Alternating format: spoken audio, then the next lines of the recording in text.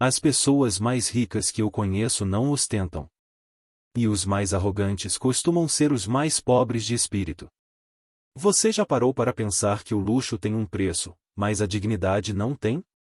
O que você faria se um dia fosse jogado na rua, humilhado, filmado por dezenas de pessoas, e tudo isso acontecesse na frente do maior investimento da sua vida? Você consegue imaginar a dor de ser tratado pior que um lixo só porque te julgaram pela roupa? A história que vou te contar hoje aconteceu em uma das lojas de carros mais luxuosas de São Paulo. Ela prova que a justiça tarda, mas quando chega, ela transforma a reviravolta de um homem subestimado na lição de vida mais cara que um grupo de arrogantes poderia comprar. Você vai ver, em detalhes, como Ricardo, o homem que foi expulso como morador de rua, voltou em menos de 24 horas não só para comprar a loja, mas para quebrar o caráter de cada um que o humilhou.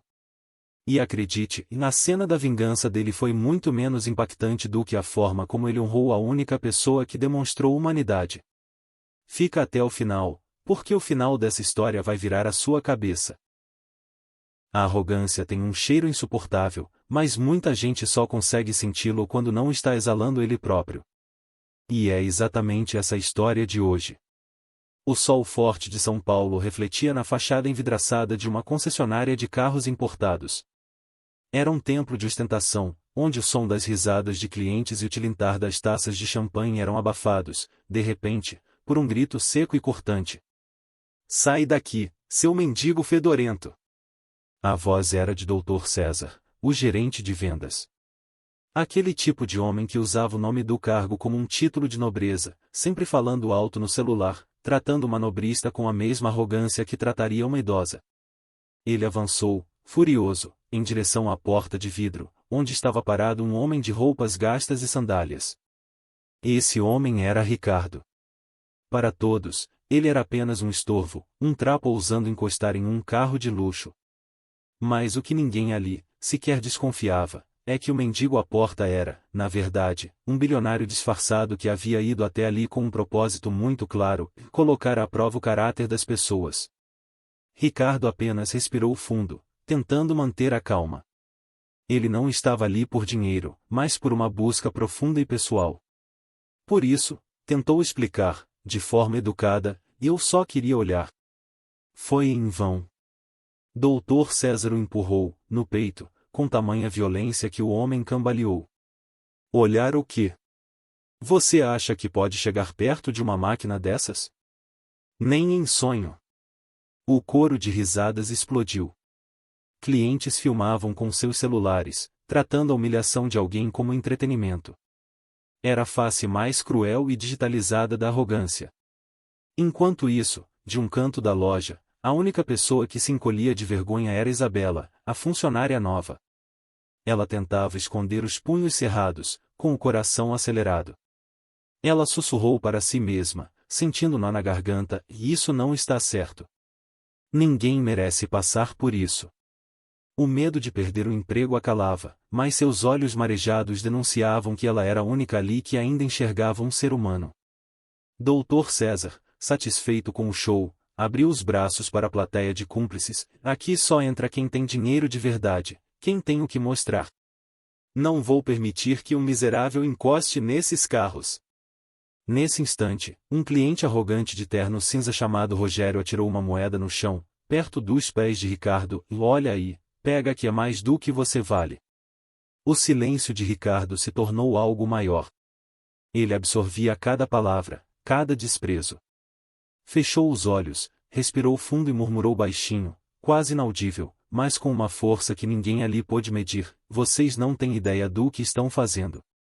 A humilhação era completa.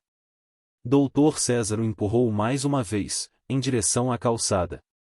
Ricardo cambaleou, quase caindo, mas se manteve firme. Ele se virou lentamente, caminhando para longe, sob os olhares de desprezo e gargalhadas que ecoavam até a rua. Para todos, ele parecia derrotado, expulso como um fracassado. Mas por dentro, a reviravolta já estava assinada.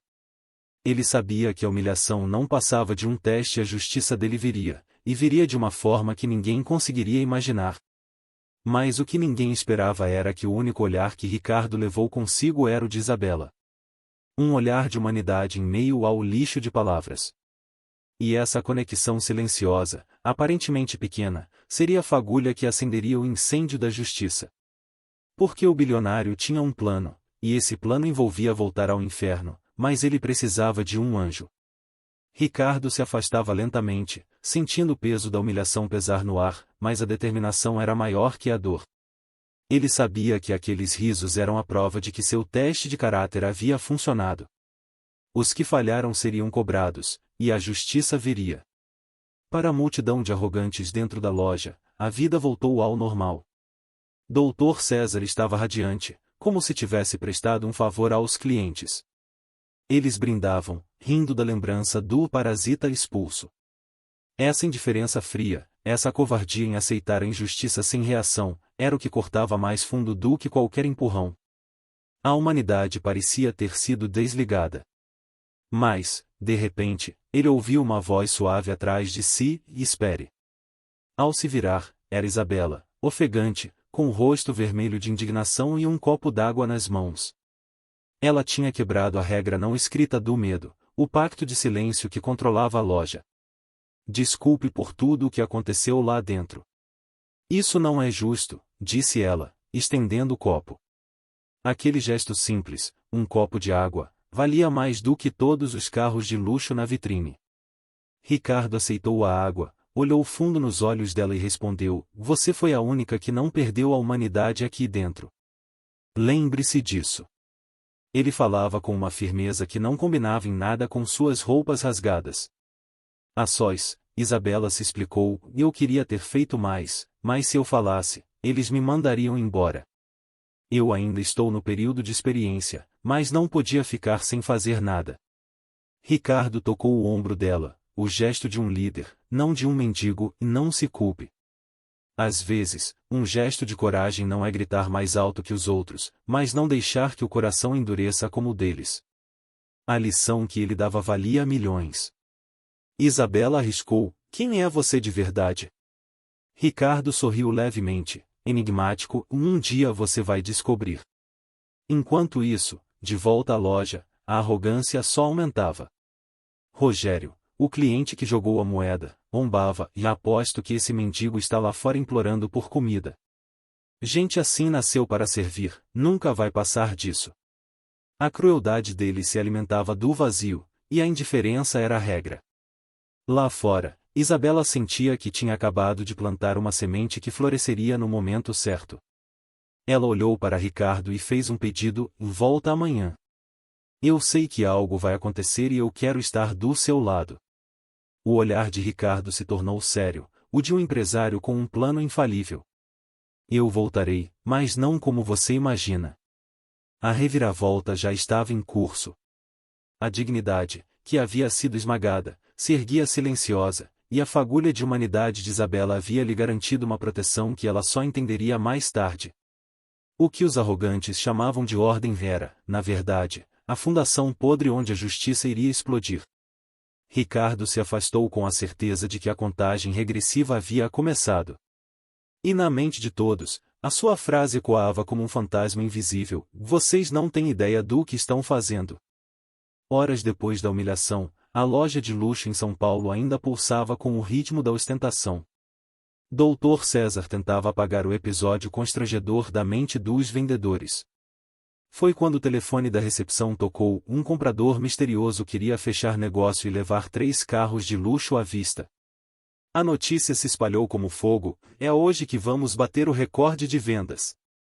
Preparem tudo, porque vai ser a maior comissão do ano.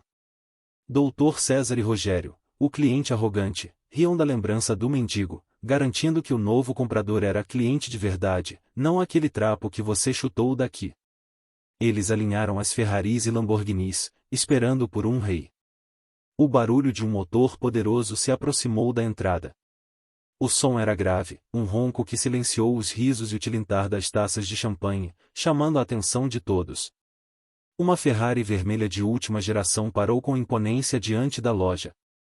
Era o carro do ano, o ápice da ostentação, e o ambiente ganhou um clima de expectativa, como se esperassem um rei. Dr. César ajeitou a gravata, aquele sorriso nojento se preparando para o discurso de boas-vindas, esfregando as mãos com a certeza da comissão recorde. Mas, quando a porta da Ferrari se abriu, o choque foi imediato. Quem desceu do carro, elegante, altivo, impecavelmente vestido em um terno italiano sob medida, foi justamente o homem que horas antes eles tinham humilhado como mendigo. O ar pareceu congelar. Não houve burburinho, não houve risada. O silêncio tomou conta do ambiente, era como se o tempo tivesse parado de girar ali, no coração de São Paulo. Alguns clientes levaram a mão à boca, outros se entreolharam em completo espanto. Rogério, o cliente arrogante, deixou cair o copo de uísque que segurava, o líquido caro espalhando-se pelo piso brilhante, mas ele não se importava, paralisado pelo terror e pela vergonha. O suposto mendigo agora surgia como um bilionário em toda sua glória. Ricardo, e o homem que agora se revelava, retirou os óculos escuros lentamente, encarando um por um dos presentes. Seus olhos, que antes ardiam de indignação, agora eram serenos, mais afiados, como um espelho onde cada um via refletida a própria vergonha. Ninguém ousava rir. A cena de humilhação de minutos atrás voltava como um tapa no rosto coletivo. Ricardo caminhou até a entrada da loja com passos firmes, o eco dos sapatos de couro ressoando pelo piso brilhante. Cada passo era uma sentença, cada olhar uma acusação silenciosa. Sem levantar a voz, ele disse, e eu disse que vocês não faziam ideia de quem estavam tratando. Agora sabem. Aquelas palavras atravessaram os corações como flechas. Os que riram se encolheram. Os que filmavam abaixaram os celulares discretamente. A reviravolta era tão impactante que até os carros de luxo pareciam envergonhados diante da cena. O silêncio na loja era sufocante. Todos os olhares estavam fixos em Ricardo, que agora irradiava uma autoridade que o terno de luxo apenas reforçava. Ele caminhou lentamente entre os carros, e a reviravolta que se desenrolava era ainda maior do que a Ferrari na porta. Meu nome é Ricardo Nogueira, e esta loja já foi minha, declarou, e a frase caiu como um trovão, esmagando o ar. Doutor César, pálido, tentou se apoiar no balcão, você é o dono, gaguejou, incapaz de crer. O homem que ele havia empurrado, ofendido e mandado sumir era a personificação do poder que ele tanto desejava. Ricardo encarou, sem raiva, apenas com a frieza da justiça, e eu sou alguém que acredita que o caráter vale mais do que qualquer carro que você ostente, e você hoje mostrou quem realmente é. Ele falava para todos, e sua voz, grave, ressoava, vocês tiveram a chance de mostrar quem realmente são. Não quando acreditavam estar diante de alguém importante, mas quando acharam que podiam humilhar um simples mendigo. E a maioria falhou. Não foi apenas uma humilhação contra mim, mas contra cada ser humano que vocês tratam como se fosse invisível. A humilhação agora era deles. Doutor César implorou, suando frio, as lágrimas de desespero escorrendo, e Senhor Ricardo, eu não sabia. Me dê mais uma chance. Eu dediquei anos a este lugar. Você dedicou anos a alimentar sua arrogância, Ricardo rebateu, com a voz cortante, é exatamente isso que mostra quem você é. Você só respeita quando descobre a identidade de alguém.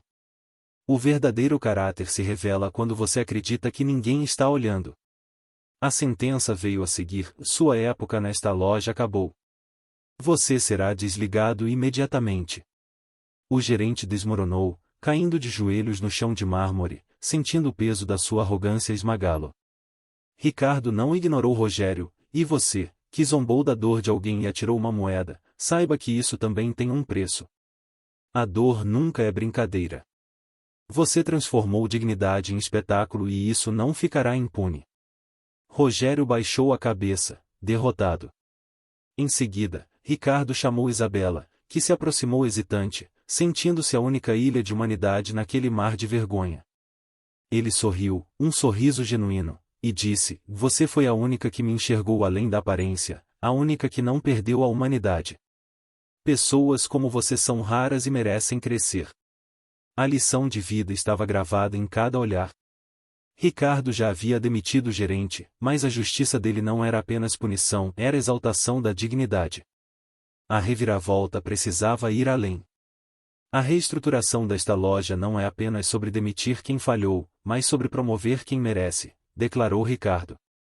Ele voltou-se para Isabela e disse, com a voz alta o suficiente para que os clientes arrogantes ouvissem cada sílaba: vocês pensaram que ela era apenas uma vendedora comum, sem voz nem valor, mas vou mostrar a vocês que estavam cegos, assim como estiveram comigo. Isabela, surpresa, olhou para ele. Eu mostrar o quê? Perguntou em voz baixa. Ricardo insistiu, elevando a tensão dramática do momento: e mostre a eles o talento que você escondeu todo esse tempo, porque achou que ninguém daria valor. Está na hora de eles verem que o verdadeiro luxo é a competência e a dignidade, não a ostentação. Me diga, Isabela, o que você realmente pode fazer? Com a coragem que Ricardo havia acendido, Isabela deu um passo à frente. Eu falo 3 idiomas fluentemente, revelou. O salão reagiu com espanto. Francês, inglês e espanhol. E nunca ninguém aqui me perguntou, porque sempre olharam para mim como se eu fosse apenas mais uma funcionária descartável. Ela detalhou o sacrifício: aprendi esses idiomas trabalhando duro, estudando de madrugada, enquanto dividia meu tempo entre 2 empregos para sustentar minha família. Ricardo sorriu, orgulhoso. É por isso que ela será a nova gerente de relacionamento desta loja. Não porque é rica, não porque ostenta, mas porque tem aquilo que vocês não conseguem comprar: caráter e talento de verdade. O seu valor, Isabela, é maior do que todos os carros desta loja juntos. Você é a prova de que quando a humanidade prevalece, nenhuma arrogância pode impedir a ascensão. A lição de vida final estava dada, e a justiça completa: a pessoa mais digna assumia o lugar de quem mais falhou no teste de caráter. Essa história, que começou com um grito de desprezo em São Paulo, nos dá a maior lição de vida que o dinheiro não pode comprar. A reviravolta de Ricardo não foi sobre ostentação, foi sobre redefinir o que é poder.